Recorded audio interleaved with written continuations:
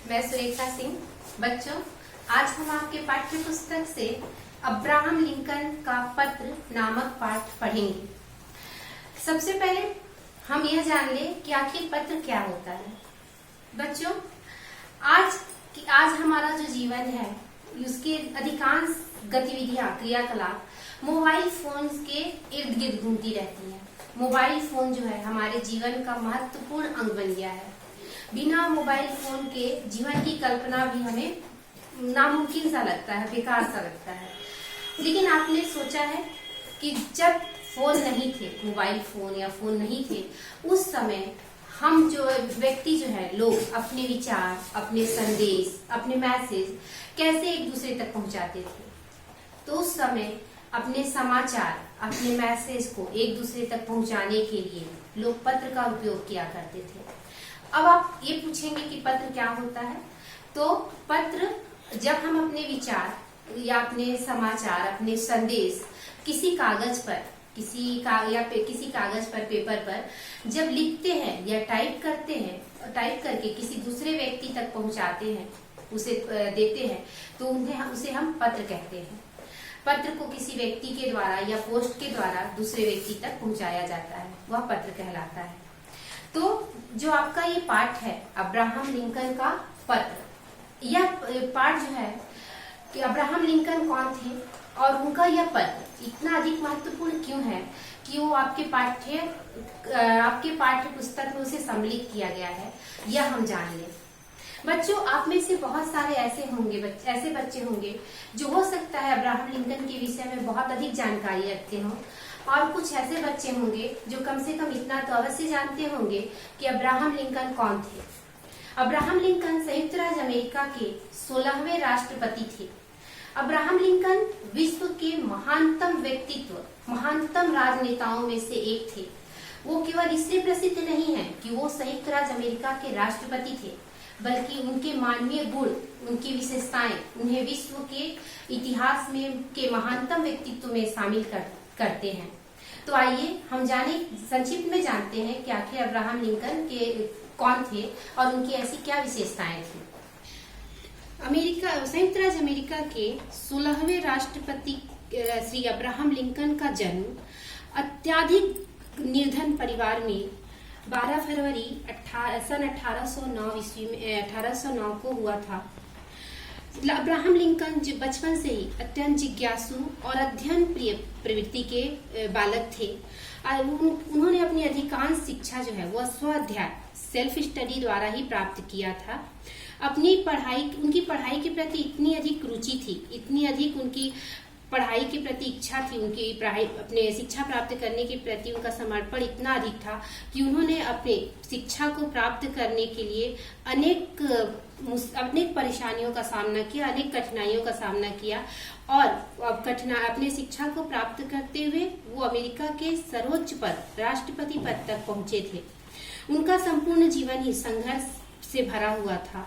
Shri Abraham Lincoln को केवल इसलिए ही नहीं याद किया जाता या इसलिए ही नहीं वो प्रसिद्ध हैं कि वो अमेरिका के राष्ट्रपति थे, संयुक्त राज्य अमेरिका के राष्ट्रपति थे, बल्कि उनके द्वारा किए गए कार्य, उनके मानवीय गुण, उनके विशेषताएं उन्हें इतिहास में उन्हें महानतम व्यक्तित्व में शामिल कराता है। अमेरिका के राष्ट्रपति के पद पर रहते हुए उन्होंने अनेक ऐसे महत्वपूर्ण कार्य किए थे, जैसे गुलामी प्रथा का उन्मूलन किया था, रंगभेद नीति का विरोध किया था, उसके खिलाफ उन्होंने कानून बनाए थे। कुछ ऐसे कार्य थे जिन्होंने उन्हें विश्व इतिहास में प्रसिद्धि दिलाई थी। उनकी मृत्यु 15 अप्रैल सन 1865 को हुई थी। इस पाठ में अब्राहम लिंकन ने जो पत्र है वह पत्र उन्होंने अपने पुत्र के शिक्षक को लिखा है, और यह पत्र आज एक ऐतिहासिक दस्तावेज के रूप में संरक्षित है। अब आप कहेंगे कि इस पत्र में ऐसी क्या विशेष बातें हैं कि इसे एक ऐतिहासिक दस्तावेज के रूप में संरक्षित किया गया है या माना जाता है। तो बच्चों, इस पत्र में अब्राहम लिंकन ने जो अपने पुत्र के शिक्षक को जो बातें लिखी हुई हैं, वह बातें वह जो बातें हैं वह हमें यह दिखाती है कि एक मानव के रूप में, एक व्यक्ति के रूप में अब्राहम लिंकन कितने उच्च विचारों के थे, उनके विचार कितने उच्च थे। तो उन्होंने अपने पुत्र के शिक्षक को पत्र लिखते हुए यह कहते हैं कि अपने पुत्र के शिक्षक से यह बात कहते हैं कि उन्हें वो क्या चाहते हैं, एक शिक्षक से अपने पुत्र के लिए वे क्या अपेक्षाएं रखते हैं, क्या उम्मीद रखते हैं, उन्हें उन बातों को इस पत्र में उन्होंने लिखा है। तो अब अब्राहम लिंकन जो थे वे यह अच्छे से जानते थे कि किसी भी व्यक्ति के लिए, किसी भी बालक के लिए स्कूल या विद्यालय का कितना महत्व होता है। विद्यालय वह स्थान है जहाँ पर किसी भी बालक के जीवन के भवन का, जीवन की इमारत की नींव तैयार होती है। विद्यालय में उन गुणों का निर्माण होता है जो गुण एक व्यक्ति को, एक बालक को आगे चलकर भविष्य में वह कैसा व्यक्ति बनेगा यह वहां पर निश्चित करते हैं, वह निश्चित हो जाता है। तो अब्राहम लिंकन ये चाहते थे कि उनका पुत्र जो है वह कैसा व्यक्ति बने और उसे क्या शिक्षा मिले, यह जो चाहते थे वो उन्होंने इस पत्र में अपने पुत्र के शिक्षक को लिखा है। तो आइए हम देखते हैं कि वो क्या अपने पुत्र के शिक्षक से क्या कह रहे हैं और क्या कैसी शिक्षा वो अपने पुत्र के लिए चाहते थे। तो जो पत्र का जो प्रारंभ है वो कुछ इस प्रकार से कहते हैं। वे अपने पुत्र के जो गुरु हैं, जो शिक्षक हैं, उनको संबोधित करते हुए कह रहे हैं कि प्रिय गुरुजी, मैं शिक्षा के लिए अपने पुत्र को आपके हाथों सौंप रहा हूँ या आपके सुपुर्द कर रहा हूँ और मैं ये चाहता हूँ कि आप उसे ऐसी शिक्षा दें, ऐसी बातें सिखाएं, ऐसी शिक्षा दें कि वह कितना सफल व्यक्ति बनता है। यह जो है महत्वपूर्ण नहीं है, वह कैसा व्यक्ति बनता है यह ज्यादा महत्वपूर्ण है। तो वह चाहते हैं कि वो ऐसा व्यक्ति बने जिसे वे एक सच्चा व्यक्ति बनकर उस स्कूल से, उस विद्यालय से निकले, उसे वैसी शिक्षा प्राप्त करे कि जिसमें जो है उसे आगे चलकर एक सच्चा इंसान बनाए। फिर आगे वे कहते हैं कि इस संसार में सभी व्यक्ति न्यायप्रिय नहीं होते और सभी जो है हमेशा सच नहीं बोलते। यह बात तो मेरा बेटा जो है कभी ना कभी सीख ही जाएगा। जब वो दुनिया के संपर्क में आएगा तो वह तो अपने आप यह सीख जाएगा कि सब व्यक्ति जो है वो हमेशा सच नहीं बोलते, हमेशा न्यायप्रिय नहीं होते। लेकिन आप उसे यह मत बताइए कि सब व्यक्ति सच्चे या न्यायप्रिय नहीं होते, बल्कि आप उसे यह समझाएं कि अगर दुनिया में बदमाश लोग हैं, बुरे लोग हैं, तो उसके साथ अच्छे लोग भी हैं।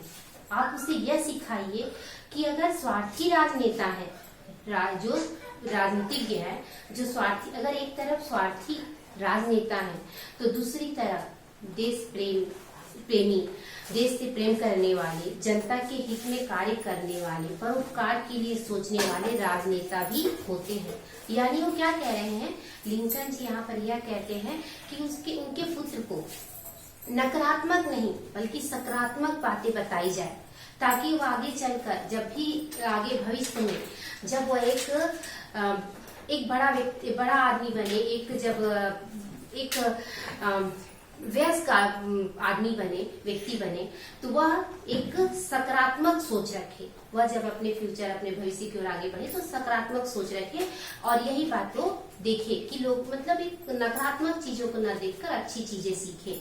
वह यह कहते हैं कि उसे यह सिखाएं कि मेहनत से कमाया हुआ एक पैसा भी जो हराम के करोड़ों रुपए या नोटों की गड्डी से अधिक कीमती होता है। वह जो एक पैसा है वह व्यक्ति को सुकून की, चैन की नींद देता है, संतुष्टि देता है। और हराम से कमाई हुई या किसी के धोखा देकर, रिश्वत के द्वारा, बेईमानी से कमाया गया जो धन है वह व्यक्ति को संतुष्टि नहीं देता, उसे चैन की नींद से चैन से सोने नहीं देता।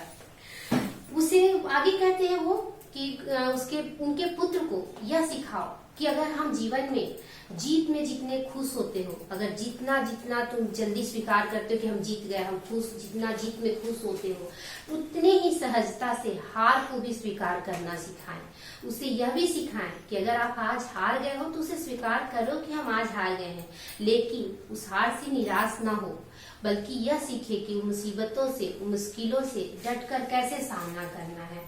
वह यह सीखे कि मुश्किलें तो आएंगी, जीवन की राह में मुश्किलें आएंगी, तो मुश्किलों से डरना नहीं है बल्कि उसका डटकर सामना करना है। यानी उसे क्या बनाना चाहते हैं, वो अपने पुत्र को एक जुझारू, एक संघर्षशील व्यक्ति बनाना चाहते हैं। इसलिए वो कहते हैं कि उसे यह सिखाएं कि हार तो है, मिलती है लाइफ में, लेकिन उसके साथ जो मुसीबतें हैं उसका डटकर सामना करना चाहिए। फिर उसे यह सिखाएं कि लोगों से ईर्ष्या रखने के बजाय, लोगों से जलन रखने की बजाय उनके साथ प्रेम से रहा जाए, उनसे प्रेम किया जाए। फिर उनका पुत्र वो यह चाहते हैं कि उनका पुत्र केवल किताबों में ही ना खोया रहे, केवल किताबी ज्ञान ही ना प्राप्त करे, बल्कि वह यह चाहते हैं कि उनका पुत्र जो है वो प्रकृति प्रेमी बने। वह बाहर की दुनिया में जो सुंदरता है उसे भी देखे, वह पहाड़ों पर उड़ती हुई तितलियों का भी आनंद ले, फूलों के खुशबुओं से भी, फूलों के महक का भी आनंद ले, झरनों से भी कुछ सीखे और प्रकृति के सौंदर्य का भी उपयोग, प्रकृति के सौंदर्य को भी निहारने, उससे प्रकृति के सौंदर्य का आनंद लेना भी वह सीखे। केवल किताबों की दुनिया में खोया न रहे, यानी यह केवल किताबी ज्ञान ही न प्राप्त करे, बल्कि जो प्रकृति के द्वारा जो ज्ञान मिलता है, जो जीवन का आनंद है, वह भी वो लेना सीखे। फिर वो आगे कहते हैं कि वो उसे आप यह अवश्य सिखाएं कि नकल करके पास होने से फेल होना अच्छा है। यानी किसी चीज को जब परीक्षा में नकल करके, यानी अपना ज्ञान, अपना स्वयं का ज्ञान ना होना और दूसरे से नकल करके पास होके आगे बढ़ जाने से अच्छा है कि फेल हो जाया जाए। फिर उसके बाद वो कहते हैं कि उनके पुत्र के शिक्षक से आगे अब्राहम लिंकन यह कहते हैं कि आप उसे यह सिखाएं कि व्यक्ति को अपने विचारों पर अडिग रहना चाहिए। अगर उसके विचार सही है, उसके दृष्टिकोण से अगर वो सही है, तो वह अपने विचारों पर अडिग रहे, अटल रहे, चाहे लोग उसे कितना भी गलत कहे, लेकिन वो लोगों के दबाव में आकर अपने विचारों को न बदले। वह अच्छे लोगों के साथ वह नेक व्यवहार करे, लेकिन बदमाशों को वह करारा सबक सिखाना भी जाने, करारा जवाब देना भी जाने। फिर आगे वो कहते हैं कि वह उनका पुत्र, वो ये नहीं चाहते कि उनका पुत्र जो है दुनिया के बनाए हुए रास्तों पर भेड़ों के समान एक चाल में चलता रहे, यानी वो लोगों की भीड़ में शामिल हो जाए। वो ये चाहते हैं कि उनका पुत्र जो है अपने लिए स्वयं मार्ग बनाए, दुनिया से अलग हटकर वो अपना मार्ग बनाए और दोनों लोगों के बनाए हुए रास्तों पर भेड़ों के समान एक साथ चलते रहना वो चले, ऐसा वो नहीं चाहते। उसमें इतनी हिम्मत होनी चाहिए, इतना हिम्मती वो हो कि अपने लिए वह स्वयं मार्ग बनाए। वह कहते हैं कि उनका पुत्र एक अच्छा श्रोता होना चाहिए, वह लोगों की बातों को धैर्यपूर्वक सुनने, वह लोगों को सुनना सीखे और अपनी बातें लोगों को बोलना जाने, बताना जाने, यह बातों सीखे। वह ये जितने लोग हैं, लोगों में से केवल अच्छाई को ही ग्रहण करे और बुराइयों को छोड़ दे, इतना ज्ञान उसके अंदर हो। उसे कहते हैं आगे लिंकन जी कहते हैं कि आप उसे एक ऐसा व्यक्ति बताइए जो मानवीय गुणों से परिपूर्ण हो। एक मानव की तरह अगर वो सुख में हंसना सीखता है, तो उसे यह भी बताइए कि दुख में रोना कोई शर्म की बात नहीं है, क्योंकि मानव है तो अगर सुख में वह खुश होता है, हंसता है, तो मानव होने के नाते वह दुख में रो भी सकता है, रोने में कोई शर्म नहीं है। तो ऐसी बातें जो उन्हें मानव के में एक सहज भाव होता है, सहज रूप से होता है, वह सारे गुण उसमें विद्यमान हो। वह चाहते हैं कि उनका पुत्र अपने आलोचकों की बातों को नजरअंदाज करे, क्योंकि वो जानते हैं कि जब वो बड़ा होगा तो बहुत से लोग ऐसे होंगे जो उसकी आलोचना करेंगे, उसकी बुराइयां करेंगे, निंदा करेंगे। तो अगर वो सभी आलोचकों की बातों को अगर ध्यान देने लगेगा या उन पे ही उनको सोचने लगेगा, तो फिर अपनी जीवन में कुछ नहीं कर पाएगा। तो वह अपने आलोचकों की बातों को नजरअंदाज करे, चाटुकारों से सावधान रहे। चाटुकार मतलब चापलूसी करने वाले, जो उसकी हाँ में हाँ, ना में ना करे, झूठ मूठ का उसका खुशामद करे, ऐसे लोगों से वो सावधान रहे। क्यों? क्योंकि ऐसे लोग जो होते हैं वो बहुत ही खतरनाक होते हैं। और वह ये चाहते हैं, वो ये बताते हैं, वह ये चाहते हैं कि उनके शिक्षक जो है, उनके पुत्र के शिक्षक उसके पुत्र को मेहनत परिश्रम की कमाई करना सिखाएं। उसे यह बताएं कि अपने आत्मा या अपने ईमान को बेचकर कमाने से अच्छा है कि अपने मेहनत से, अपने परिश्रम से कमाई किया जाए, क्योंकि वही कमाई उसे असली संतुष्टि देगी। वह भीड़ के सामने खड़ा होकर भी सत्य के लिए लड़ना सीखे, सत्य के लिए संघर्ष करना सीखे। इस तरह वो अब लिंकन जी यह चाहते हैं कि उनका पुत्र जो है वो एक ऐसा मानव बने जो मानव जाति पर अपनी असीम श्रद्धा रखे, मानव के लिए कुछ करना चाहे और मानव के लिए ही परोपकार, मानव के लिए कुछ करना चाहे, मानव जाति पर अपनी श्रद्धा रखे। तो एक मानव, एक सच्चा इंसान के रूप में उनका जो पुत्र है वह स्कूल, अपने विद्यालय से, अपने स्कूल से जब भी बाहर निकले तो वह एक सच्चा मनुष्य बनकर बाहर निकले, एक ईमानदार व्यक्ति बनकर बाहर निकले, जो अपने साथ सकारात्मक सोच रखता हो और नकारात्मकता को एकदम अलग करता हो। तो यह जो बात थी, यह जो बातें थी, यह अब्राहम लिंकन जो है अपने पुत्र के शिक्षक को पत्र में लिखते हैं और यह चाहते हैं कि उनके जो शिक्षक, उनके पुत्र के जो शिक्षक हैं वो उनके पुत्र को कौन कौन सी बातें सिखाएं। और उसमें अंत में वो ये निवेदन भी करते हैं कि अब आप देखिए कि इसमें जो भी आपको संभव हो सकता है वो बातें आप मेरे पुत्र को सिखाइए, ताकि मेरा पुत्र जो है एक आगे चलकर एक अच्छा और एक सच्चा मानव बन सके। तो बच्चों ये तो थी आपके पाठ से अब्राहम लिंकन का जो पत्र नामक पाठ है, उससे वो उम्मीद करती हूँ कि आपको पाठ समझ में आ गया होगा। धन्यवाद।